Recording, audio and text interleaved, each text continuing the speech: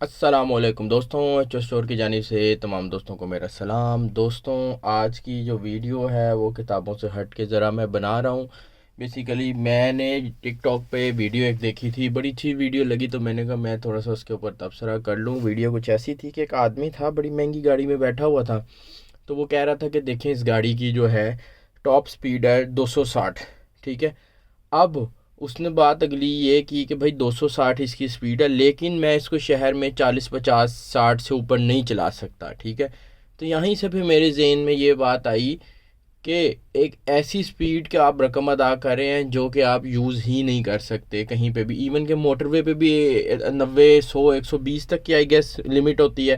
تو پھر ایسا گاڑیاں ہونی چاہیے جو حد 120 130 تک کی ہوں، اس سے اوپر جائیں نا، ٹھیک ہے۔ جب اس سے اوپر کی سپیڈ نہیں ہوگی تو اس کی یقیناً پھر اس کی کاسٹ بھی کم ہوگی۔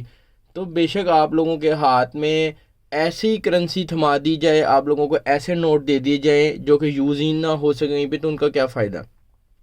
تو بیسیکلی اس میں عوام کا تو ایک بیوقوفی ہے کہ وہ یہ چیز دیکھتے ہیں، لیکن اس کے پیچھے جو مائنڈ سیٹ ہے وہ بڑی بڑی کمپنیوں کا ہے، آپ کو ایسی چیزیں پرووائڈ کر رہی ہیں جو کہ آپ یوز ہی نہیں کر سکتے، ٹھیک ہے۔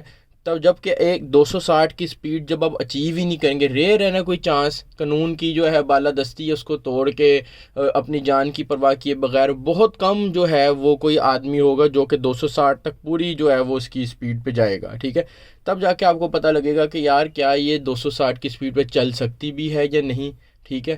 تو ہو سکتا ہے کہ آپ نے وہ گاڑی چلتی نہ ہو، یا چلے بھی تو وہ اتنی ڈیوریبل نہ ہو، اس کے پرزے ہلنا شروع ہو جائیں، ٹھیک ہے نا، بہت سی باتیں، تو اس میں یہ لاس ہے۔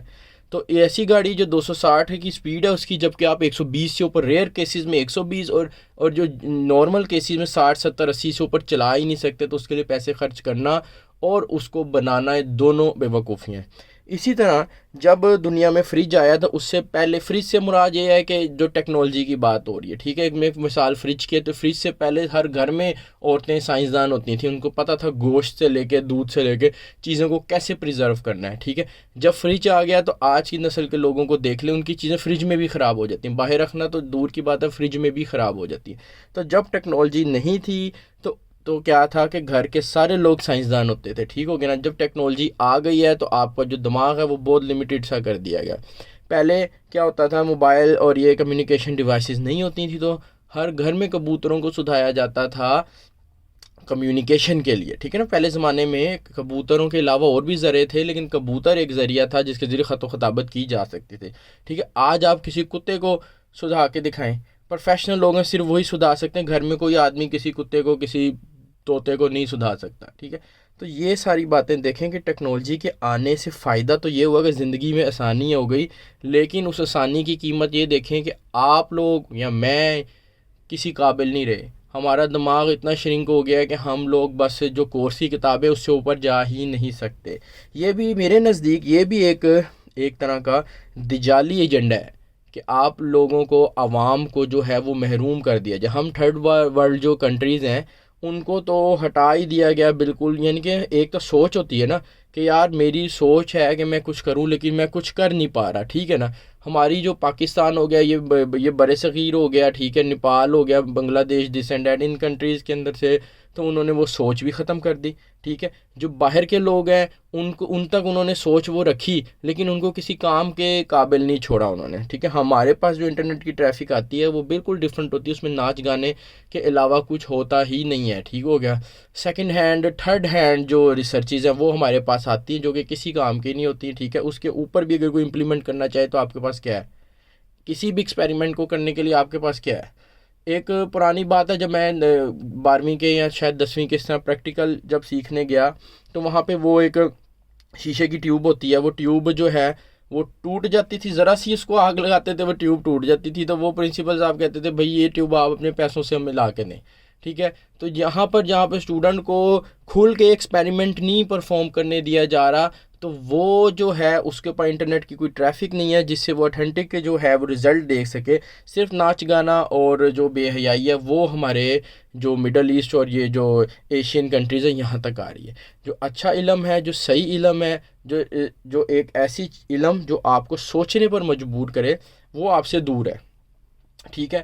تو یہ دیکھیں کہ ٹیکنالوجی کے آنے سے کچھ زیادہ فائدہ نہیں ہوا، اس کے بجائے آپ کو نقصان ہی ہو رہا ہے، ٹھیک ہے۔ آپ لوگوں کو چاہیے کہ خود ذرا دماغ لڑائیں، کتابیں پڑھیں۔ کتابوں کے پڑھنے کا ایک فائدہ یہ کہ ٹھیک ہے انٹرنیٹ بھی ہے آپ کے پاس، نو ایشو، انٹرنیٹ ہے، آپ انٹرنیٹ کو جو ہے اگر ریلز اور ویڈیو سے نکلیں تو آپ انٹرنیٹ کو بہتر طریقے سے استعمال کر سکتے ہیں۔ انٹرنیٹ ایک ایسا گھوڑا ہے جس کے اوپر پراپر طریقے سے لگام نہیں ہے، ٹھیک ہے، اس کو آپ، وہ ایک جنگلی قسم کا ایک جانور ہے، آپ اس کو استعمال میں لا سکتے ہیں، ٹھیک ہے۔ کتابوں پڑھنے کا فائدہ یہ ہے کہ جیسے ہی انگلش آتھر جو ہوتا ہے وہ اپنی جو ہے سوچ لے کے آتا ہے، ہم لوگ اس کو کنورٹ کر دیتے ہیں اردو زبان میں۔ تو ایک ہے کہ کتابوں پڑھنے کا سب سے بہترین فائدہ یہ ہے کہ نالج تو آتی ہے، ساتھ میں آپ کو سوچنے سمجھنے کی صلاحیت بھی مل جاتی ہے۔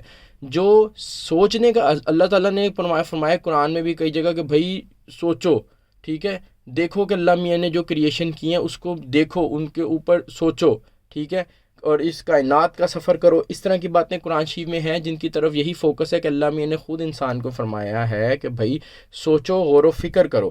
تو آج کے دور میں غور و فکر جو ہے وہ آپ سے ہٹا دیا گیا۔ وہ کیسے؟ نشہ سب سے پہلے آتا ہے۔ نشے سے کیا ہے کہ سوچنے سمجھنے کی صلاحیت ختم۔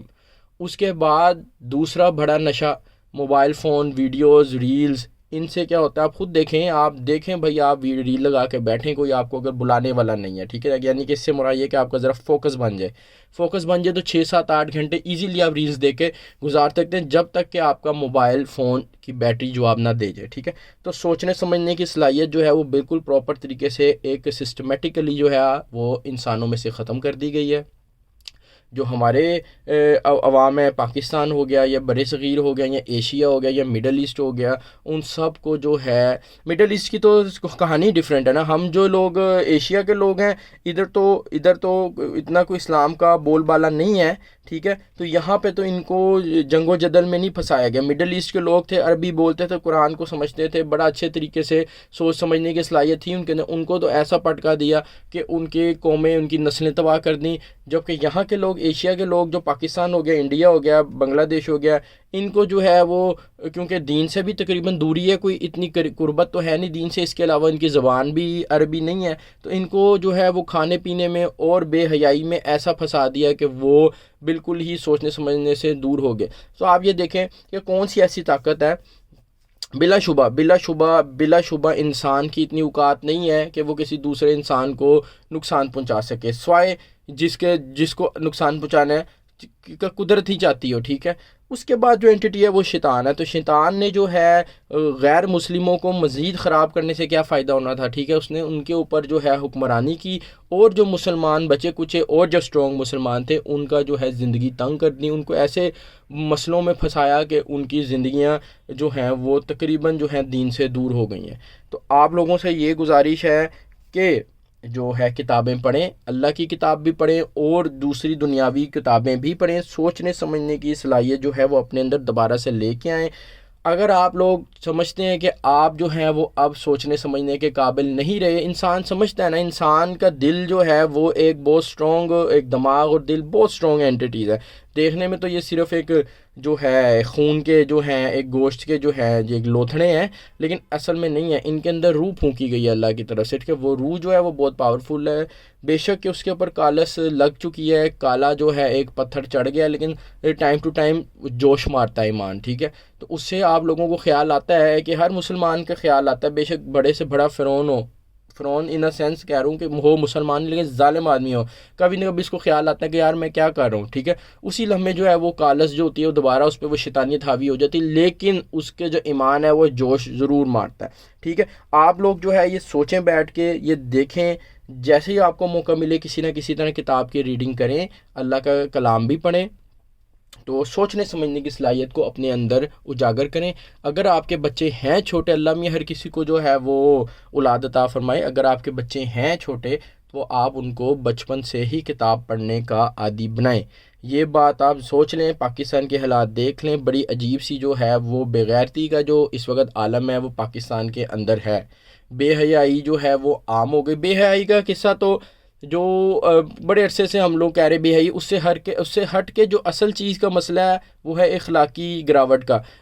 نوجوان جو ہے وہ اخلاقی طور پہ، ہمارا فخر تھا نوجوان، ہمارا پاکستان کا یا مسلمانوں کا فخر ہے کہ یہاں پہ نوجوانوں کی تعداد بہت زیادہ ہے۔ جب اسی تعداد کوئی دیمک لگ گئی ہے تو پھر پیچھے کیا بچا آپ کے پاس، ٹھیک ہے؟ تو بچوں کو اوائل عمر سے ہی کتاب پڑھنے کا شوقین بنائیں، ٹھیک ہے؟ ان کو دینی تعلیم دیں، کوشش کریں کہ ان کو عربی کی زبان آتی ہو، قرآن کو وہ سمجھ سکیں، ساتھ ہی ساتھ بک ریڈنگ کی عادت ان کے اندر ہونی چاہیے۔ بالکل ماں باپ سے گزارش ہے کہ یار آپ کائنڈلی جو ہے کاروبار سے، روزگار سے ذرا 2 منٹ باہر بھی نکالیں، بچوں کے اوپر نظر رکھیں۔ بچوں کو بچے پھرتے ہوئے ماں باپ کی آنکھوں کے سامنے بہت اچھے لگتے ہیں، الحمدللہ بچے بڑی خوبصورت حرکتیں کرتے ہیں، ان خوبصورت حرکتوں کرتے کرتے ہی ٹائم نکل جاتا ہے، ٹھیک ہے؟ ان کی عادتیں بنانے کا جو وقت ہے وہ نکل جاتا ہے، ٹھیک ہے؟ تو آپ جو ہے بچوں کے اوپر ایسا احسان کریں، وقتی احسان نہ کریں، ٹھیک ہے؟ ان کے اوپر ایسا احسان کریں جو کہ بچوں کی آگے نسلوں کے اوپر بھی احسان ہو، ٹھیک ہے؟ تو آپ کائنڈلی کتاب پڑھنے کی عادت جو ہے وہ بنائیں، اپنے بچوں کو بھی بنائیں، ٹھیک ہے؟ کہ وہ کتاب کے اچھے ریڈر بنیں، ساتھ ساتھ دینی تعلیم بھی ان کو دیں۔ تھینک یو جی، اللہ حافظ۔